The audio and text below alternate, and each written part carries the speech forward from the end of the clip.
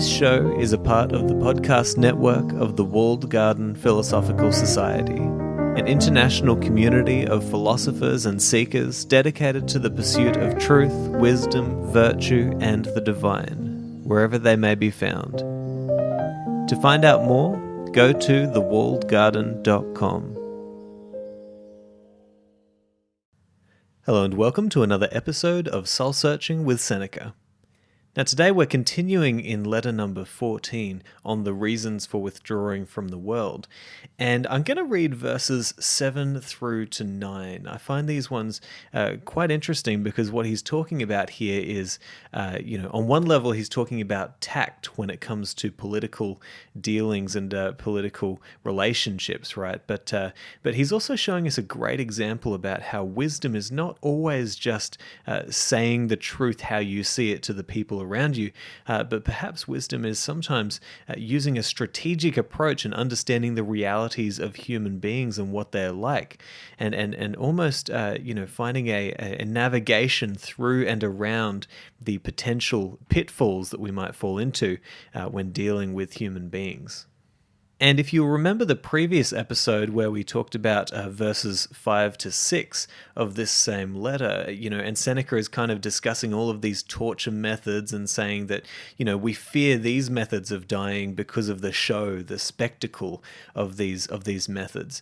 And now he's then going on to say, well, look, this does still mean something about how we should act around people when we're in the mob, when we're amongst other people. And so he says the following, quote, "Let us see to it that we abstain from giving offense. It is sometimes the people that we ought to fear, or sometimes a body of influential oligarchs in the Senate. If the method of governing the state is such that most of the business is done by that body, and sometimes individuals equipped with power by the people and against the people, it is burdensome to keep the friendship of all such persons. It is enough not to make enemies of them. So the wise man will never provoke the anger of those in power.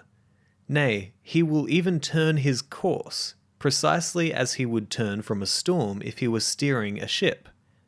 When you travelled to Sicily, you crossed the straits. The reckless pilot scorned the blustering south wind, the wind that roughens the Sicilian sea and forces it into choppy currents. He sought not the shore on the left, but the strand hard by the place where Charybdis throws the seas into confusion. Your more careful pilot, however, questions those who know the locality as to the tides and the meaning of the clouds. He holds his course far from that region notorious for its swirling waters. Our wise man does the same. He shuns a strong man who may be injurious to him, making a point of not seeming to avoid him, because an important part of one's safety lies in not seeking safety openly. For what one avoids, one condemns. We should therefore look about us, and see how we may protect ourselves from the mob. And first of all, we should have no cravings like theirs, for rivalry results in strife. Again, let us possess nothing that can be snatched from us to the great profit of a plotting foe. Let there be as little booty as possible on your person. No one sets out to shed the blood of his fellow man for the sake of bloodshed, at any rate very few. More murderers speculate on their profits than give vent to hatred. If you are empty-handed, the highwayman passes you by. Even along an infested road the poor man may travel in peace." End quote. So here we see a really interesting side of Seneca. It's almost the political strategist side of Seneca. He's writing in this kind of Machiavellian tone, right, where he's saying, listen, it's dangerous out there. It's really dangerous out there. There are people out there who you do not want to cross. You do not want to get on their bad side. And, on one angle, it makes a lot of sense, right? Because, you can do a lot more good alive rather than dead, right? You can do a lot more good when you're not banished from your country. And Seneca knew exactly what that world was like. He knew exactly what it was like to be banished from his country, to be the target of political condemnation, And so he was in this world and he was in the swamp, right, you might say. And he saw this stuff happening and he knew what people were like.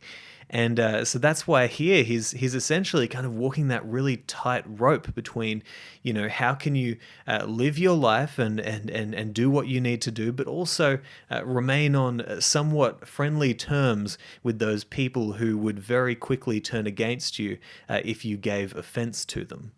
And when a lot of people talk about Seneca, they can often bring up this idea that, okay, well, he was right next to Nero for most of the time that he was governing. And, why didn't Seneca do something about the atrocities that Nero was involved with? And this kind of gives us a clue into Seneca's approach with this, right? He doesn't talk a lot in his, if at all, in his letters about his political life. But this gives us a clue into how he might have dealt with somebody like Nero, right? Because one thing that we have to realize is that if you're just thinking, Seneca should have just stood up to Nero and said, you should not be doing this. Well, I mean, he would have immediately been executed on the spot, and he knew that. He knew that it was hard to deal with a snot-nosed young Roman emperor who was super prideful and bloodthirsty. He would have known that 100%. And so he had to walk this fine line where he wasn't angering those people who had all the power, because to do that would to be condemn himself to death, right? But he had to find a way to navigate through that. And so he gives us these great ideas in here. And so he says, the wise man will never provoke the anger of those in power. Nay, he will even turn his course precisely as he would turn from the storm if he was steering a ship.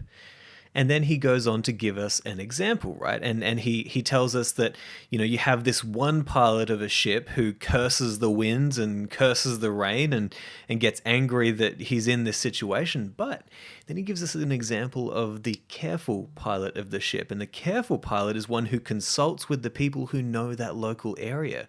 And he consults with the people about, what are the signs of the clouds? What does that mean for what the sea is going to be like? And then he even takes it further and he says, listen, the sage will avoid these people in power, right? Not wanting to give offense to them, but at the same time, he will not be seen to be avoiding these people in power. And he says something very wise here: for what one avoids, one condemns.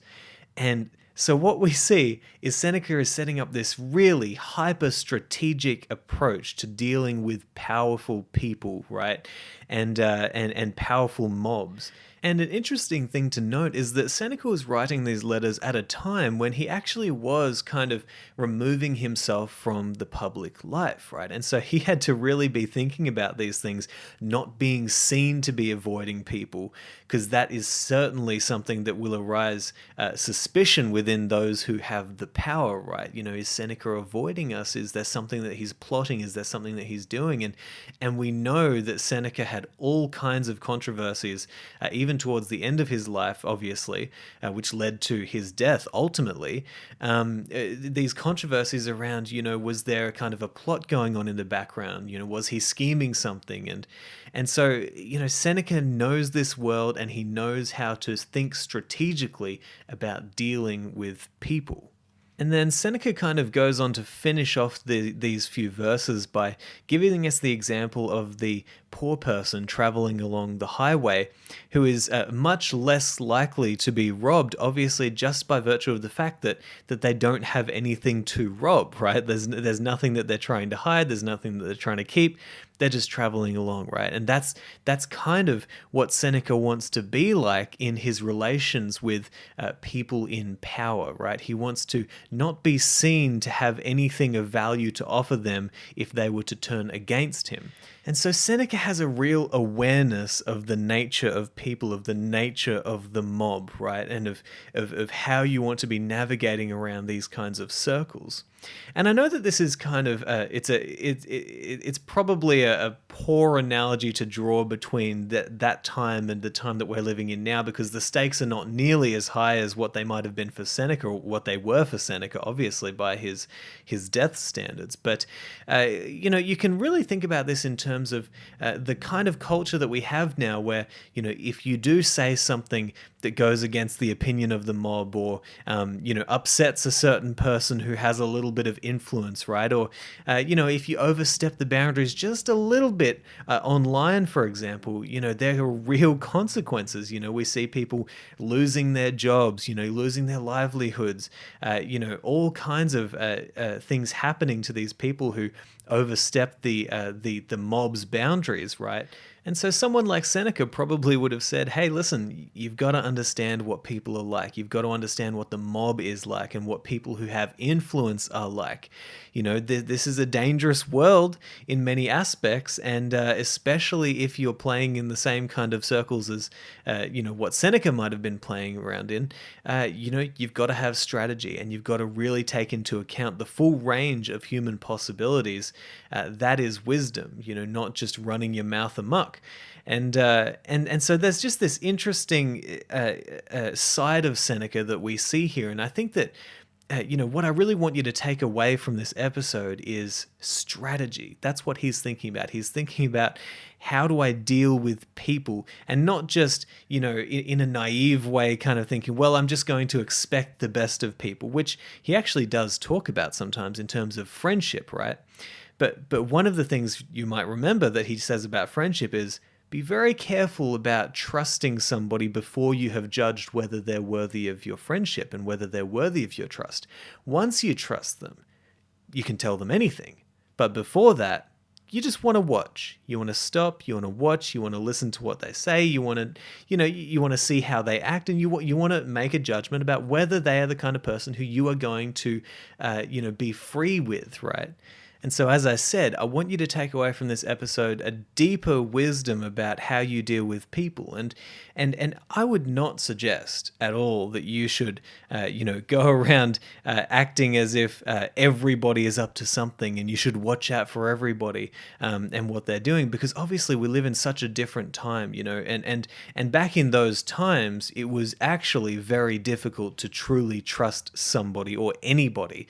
But, we do in many ways live in societies now that are much more built upon that trust, so that you can trust people and you can trust those people who you work with and that sort of stuff. But we've all been stung before. We've all had situations in our lives where we thought that a person was one thing and it turned out that they were completely another. And so Seneca teaches us here to watch and pay attention to how people actually act and what people are actually like, and then to use that as information and knowledge that feeds into your understanding about how you should move forward in life, and how you can progress with what you're moving towards without getting yourself into too hot water. So interesting ideas from Seneca, at least to meditate on and think about what they mean for you and your life, and an interesting side of Seneca that we don't often see. So